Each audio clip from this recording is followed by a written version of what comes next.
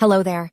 In this quick tutorial, I'm going to show you how to create an AI avatar in just 2 minutes. First, go to Midjourney Discord server and create your own avatar using this prompt. You can find this prompt in video description. After creating your avatar, go to 11 Labs.io and create a free account. The most realistic and versatile AI speech software ever. 11 brings the most compelling, rich, and lifelike voices to creators and publishers seeking the ultimate tools for storytelling. Now, in speech synthesis settings, you can select different voices, paste your script into text box, then click on Generate button and download generated audio. Now, our last step.